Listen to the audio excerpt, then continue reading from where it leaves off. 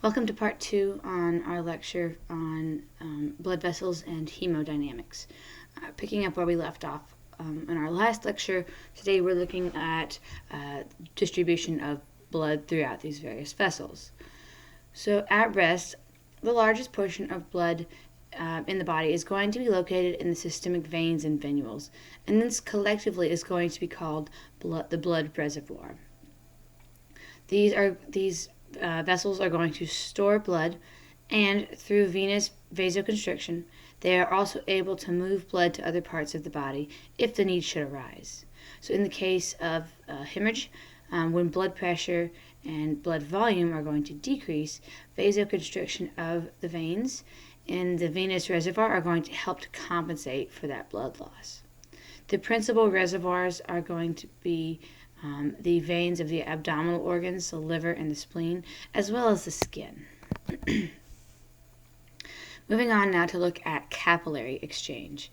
So the main goal of the entire cardiovascular system is simply to keep blood flowing through those capillaries in order to allow for capillary exchange. And this is quite simply the movement of substances between the blood and the interstitial fluids. So substances are able to cross the capillary walls in a number of different ways. They're able to simply diffuse across those capillary walls. They can use transcytosis, or they can use something called bulk flow. And we'll look at each of these individually in just a second here. So for starters, our first way that capillary exchange can occur, our first way that nutrients and other substances are able to move from the blood to that interstitial fluid is via diffusion. So this is going to be one of the most important methods of capillary exchange. And this is where substances such as oxygen, CO2, as well as glucose, amino acids, hormones, and various other substances are able to simply diffuse down their concentration gradient. So all plasma solutes, except for the really large, chunky proteins, are mostly going to be able to pass freely across most of our capillary walls.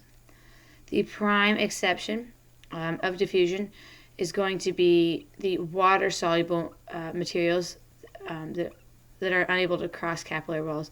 This is going to be the prime exception to this is going to be the brain, where the blood-brain barrier is going to exist, and it's going to prevent the passage of these water-soluble materials into the brain, which is really important because it keeps all kinds of weird crap out of your brain. Our next possible option for capillary exchange to occur, and the next way that capillary exchange can occur, is via transcytosis. And this is when a small quantity of capillary materials is going to be able to use this method to cross the capillary walls.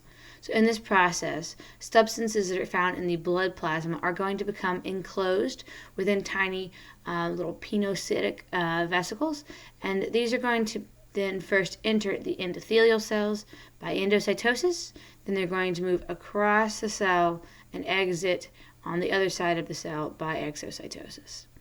This method of transport is going to be really important mainly for our large lipid insoluble molecules that are unable to cross the capillary walls in any other way.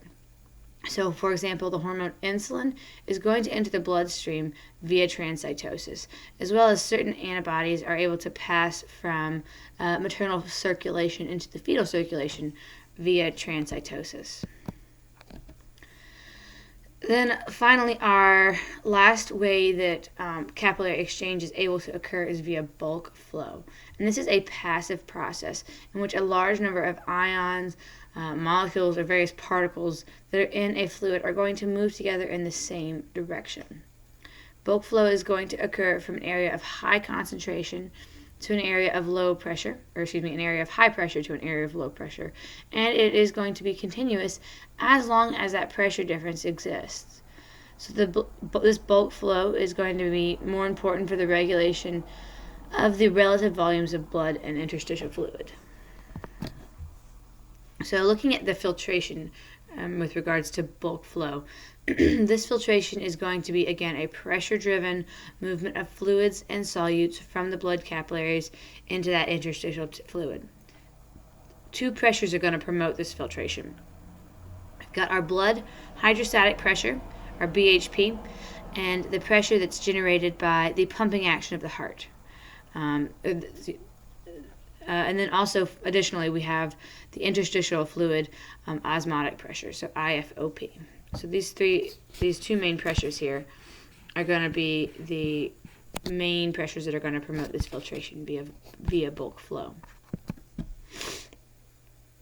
So then looking at something called resorption with bulk flow, this is going to be where the main pressure that's promoting reabsorption of some sort of fluid is going to be blood colloid osmotic pressure. And this blood colloid osmotic pressure is going to be a force that's caused by a colloidal suspension of some of these large proteins in the plasma.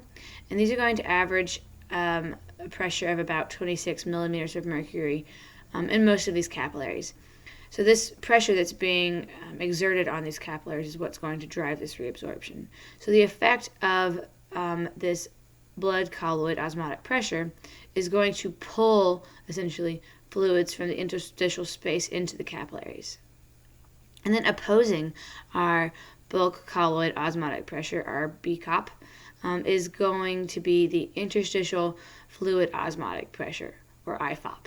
BCOP and IFOP, silly names. And this is going to essentially pull fluids out of the capillaries and into the interstitial fluid. So these two forces, these two pressures are working in opposition. So normally the IFOP is going to be relatively small, with pressure being about anywhere from 0.1 to 5 millimeters of mercury. And this is because only a tiny amount of those proteins are going to be present in the interstitial fluid.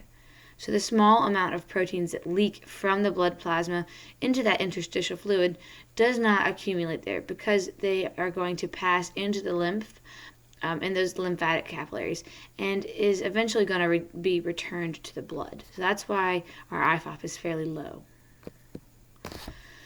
So we have filtration and absorption that are resulting from bulk flow, and they're going to work in conjunction typically, or sort of. So filtration is going to be, like we said, this pressure-driven movement of fluids and solutes from blood capillaries into interstitial fluid. So our blood hydrostatic pressure, our BHP, and our interstitial fluid osmotic pressure, our IFOP, are both going to promote filtration, and then resorption is going to be absorption is going to be a pressure-driven movement of fluids and solutes from the interstitial fluids into those blood capillaries. So they're working in opposition there. The two forces that contribute to the reabsorption are going to be interstitial fluid hydrostatic pressure and blood colloid osmotic pressure. These are both the two forces that are promoting reabsorption. So between these two things, we end up with a balance of these two pressures, and this is going to be called the net filtration pressure, and this is going to determine whether the volume of blood and interstitial fluid remains steady, or that whether or not it changes. So overall, the volume of fluids and solutes that are reabsorbed is normally is going to be almost as large as the volume that's filtered out. So it's going to be pretty close to equal. So that brings us into Starling's law of capillaries. And this law states that near equilibrium at the arterial and venous ends of the capillaries, by which fluids exit and enter, is called Starling's law of the capillaries. So under normal conditions, the volume of fluid and solutions that's reabsorbed is going to be almost as large as the volume that's being filtered. And we can calculate this net filtration pressure by adding the BHP plus the IFOP, and then subtracting the sum of the BCOP plus the IFHP. So overall, essentially, we're calculating the difference between the pressure that promotes filtration and the difference between that and the pressure that promotes reabsorption. And that can be used to calculate the net filtration pressure. So there are several factors that are going to impact blood flow. So hemodynamics is simply going to refer to the force that's involved in circulating blood through the body. So blood is going to flow. Blood flow is measured in the volume of blood that flows through any tissue at any given time per period, and this is measured in mils per minute.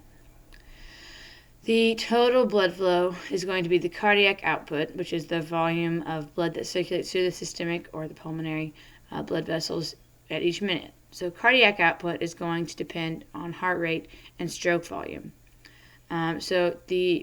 We can calculate the cardiac output by multiplying the heart rate times the strokes per stroke volume. So there are two main factors in which cardiac output becomes distributed into the circulatory routes that serve the various parts of the body. All right. First is going to be the pressure differences that are going to drive the blood flow through a tissue, and the second is the resistance to blood flow in a specific blood vessel.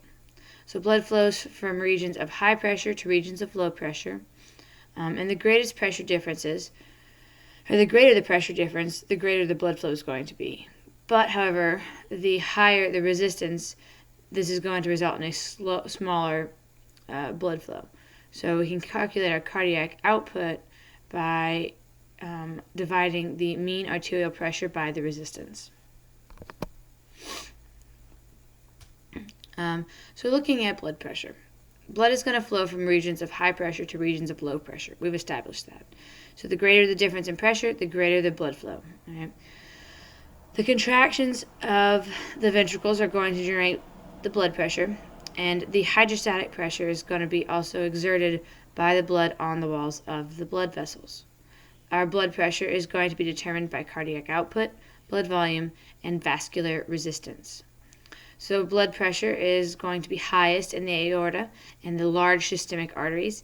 In a resting young adult, our blood pressure is going to rise to about 100 millimeters of mercury during systole, during ventricular contraction, and is going to drop to about 70 millimeters of mercury during diastole, or during ventricular relaxation. So our systolic blood pressure is going to be the highest pressure that's attained in arteries during systole, and the diastolic blood pressure is going to be the lowest arterial pressure during diastole. So as blood leaves the aorta and flows through the systemic circulation, its pressure is going to fall progressively as the distance from the left ventricle increases. So blood pressure is going to decrease to about 35 millimeters of mercury as blood passes from the systemic arteries through the systemic arterioles and then into the capillaries, where the pressure is going to fluctuate much, much less. So there's no pressure fluctuations in these capillaries. So at the venous end of the capillaries, blood pressure is going to have dropped all the way down to about 16 millimeters of mercury. The blood pressure is going to continue to drop as the blood enters the systemic venules and then the veins. And this is because these vessels are going to be farthest from our left ventricle. So finally, that blood pressure is going to reach 0 millimeters of mercury as the blood flows back into the right ventricle. So let's look at how we would calculate our mean arterial pressure. And this is just the average blood pressure in arteries, and this is going to be roughly 1/3 of the way between our diastolic and systolic pressures. So we're going to have, so we've already seen that cardiac output is going to equal heart rate times the stroke volume. Another way that we can calculate this cardiac output is by dividing our mean arterial pressure by the resistance of our arteries, or our veins, by the resistance of the vessels. So in order to calculate our mean arterial pressure, we can say we would take our diastolic blood pressure and then add 1/3 of the systolic minus diastolic blood pressures. So therefore, in a person who has a blood pressure of 110/70 millimeters of mercury, our mean arterial pressure is going to be about 83 millimeters of mercury. And you can see the math done for that right here.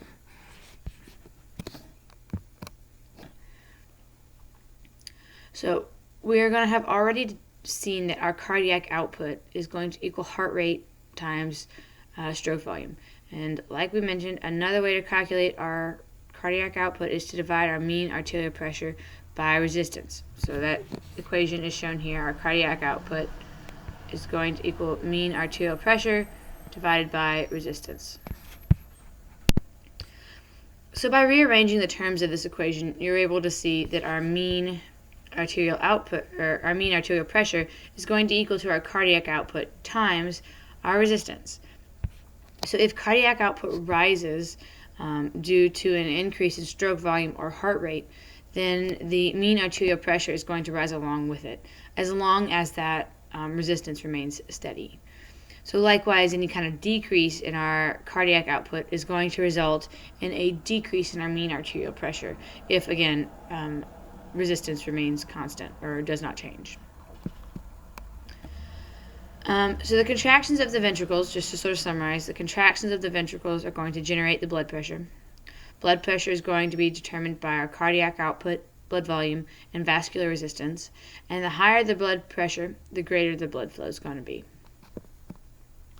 So now let's look at this resistance. We're talking about vascular resistance, or R, in this equation. So this is going to be the opposition to blood flow, and this is due to the friction between the blood and the walls of the blood vessels. So the higher the resistance, the smaller the blood flow is going to be. Resistance is going to depend on three different factors: the size of the blood vessel lumen, the blood viscosity, as well as the total blood vessel length. So moving forward, let's look at something called venous return. This is going to be the volume of blood that's flowing back to the heart through those systemic veins. And this is going to occur due to the pressure that's generated by the contractions of the heart's left ventricle. So venous return is going to be assisted by three things: the valves in the vessels, the skeletal muscle pump, and the respiratory pump. So looking at, for starters, the skeletal muscle pump, how this is going to help with this venous return. So while you're standing at rest, both of the venous valves are going to be closer to the heart, the proximal valves, and the one that's farther from the heart, the distal valve, in this part of the leg that you can see here. Both of these are going to be open. All right, and then blood is going to flow upwards towards the heart. Okay. So when you contract that leg muscle, this is going to compress those veins, all right? And then this compression is going to push blood through the proximal valves, and it's going to kind of squish it up through there. This action is called milking. So at the same time, then, the distal valve is going to be uncompressed. That's in the uncompressed segment of the vein is going to close, so that the blood is pushed against it. Just after the muscle relaxes, the pressure is going to fall in the previously compressed section of the vein. This is going to cause the proximal valve to close, and the distal valve is now going to be open because blood pressure in the foot is going to be higher than in the leg, and the veins are going to fill with blood from the foot. So this is going to then correspond with the proximal valves are then going to be opening. Our other type of factor that is going to assist with venous return is the respiratory pump. So the respiratory pump is also going to be based on alternating compression and decompression of the various veins. So during inhalation, the diaphragm is going to move downward, and this is going to cause a decrease in pressure in the thoracic cavity, as well as an increase in pressure in the abdominal cavity. So as a result, the abdominal veins are going to compress, and a greater volume of blood is going to move from the compressed abdominal veins into the decompressed thoracic veins, and then into the right atrium. So when the pressure is reversed during exhalation, these valves that are in the veins are going to prevent backflow of the blood from the thoracic veins into the abdominal veins. Viscosity can also impact blood flow. So if blood is too viscous, it's going to impact the resistance of blood flow. So the volume that flows through any tissue in a given period of time is just quite simply the blood flow. And the velocity of blood flow is going to be inversely related to the cross-sectional area of the blood vessels. So essentially, the bigger the diameter of the vessel, the smaller the velocity is going to be. So blood is going to flow most slowly at where the cross section is the greatest. Blood flow is going to decrease from the aorta to the arteries to the capillaries, and it's going to increase as it returns to the heart. So here we can see a nice little tree looking at the various factors that are going to affect blood pressure. Right? So we have things like increased blood volume, skeletal muscle pumps, all of the things that are going to be involved in our venous return. These are all going to increase venous return. This, along with our increased sympathetic impulses and decreased parasympathetic impulses, are going to result in either an increase in heart rate as well as potentially an increase in stroke volume. This ultimately is then going to result in an increased cardiac output, which corresponds with an increased mean arterial pressure. So, additionally, we can see that an increased number of red blood cells in the blood, such as in cases of polycythemia, this is going to increase blood viscosity, and then increased body size, as we might see during obesity, or in cases of obesity, is going to result in an increase in the total blood vessel length. Together, these two things, together with decreased blood vessel radius, i.e. vasoconstriction, are all going to contribute to an increased systemic vascular resistance. Overall, again, this is going to contribute to our increased mean arterial pressures. So, that is... So moving forward, let's look at what controls blood pressure and blood flow. So as far as the nervous system is concerned, the medulla oblongata is going to contain the cardiovascular center, and this is going to be a group of neurons that is going to be responsible for regulating heart rate, contractibility, as well as blood vessel diameter. Additionally, baroreceptors are going to be important pressure-sensitive sensory neurons that are going to monitor the stretch of the walls of the blood vessels and measure the stretching of the walls of the blood vessels and the atria. So as usual, there's a negative feedback loop that's going to regulate blood pressure. So when blood pressure falls, those baroreceptors are going to be stretched less, and this is going to result in them sending a nerve impulse at a slower rate to that cardiovascular center. So in response, our cardiovascular center is going to decrease the parasympathetic stimulation of the heart by way of motor axons of the vagus nerves, and is going to increase sympathetic stimulation of the heart via cardiac accelerator nerves. Another consequence of increased sympathetic stimulation is going to be an increased secretion of epinephrine and norepinephrine by the adrenal medulla. So as the heart beats faster and more forcefully, and as the systemic vascular resistance increases, the cardiac output and systemic vascular resistance is going to rise, and the blood pressure is going to increase to a normal level. So this brings us back to a homeostatic range, accomplishing the job and resulting in the negation of our feedback loop. Additionally, we have several hormones that are going to be involved in the regulation of blood pressure. So you might remember from a few lectures ago when we talked about our renin, angiotensin, aldosterone system. This is going to be a really important regulator for blood pressure. So when blood volume falls or the blood flow to the kidneys decreases, the juxtaglomerular cells that are in the kidneys are going to secrete renin into the blood. And this renin and angiotensin converting enzyme, aka ACE, are going to act as substrates to produce the active hormones angiotensin 2. And this is going to result in an increase in blood pressure, but it's going to do it in two ways. First, angiotensin 2 is going to be a very strong, very potent vasoconstrictor. So this is going to cause the diameter of the blood vessels to shrink, and it's going to result in an increase in blood pressure by increasing the systemic vascular resistance.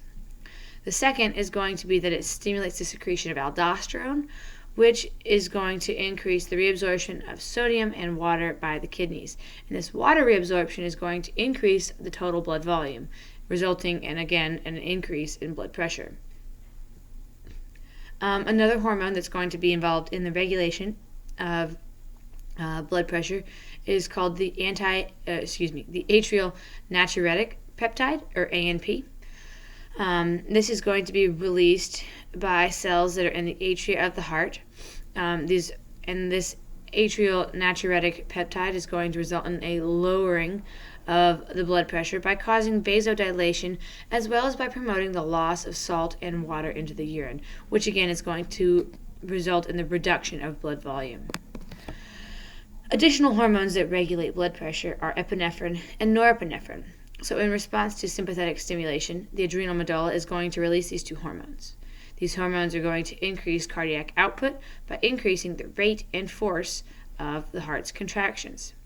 They also cause vasoconstriction of the arterioles and the veins in the skin and the abdominal organs, and as well as vasodilation of the arterioles in the cardiac and skeletal muscles.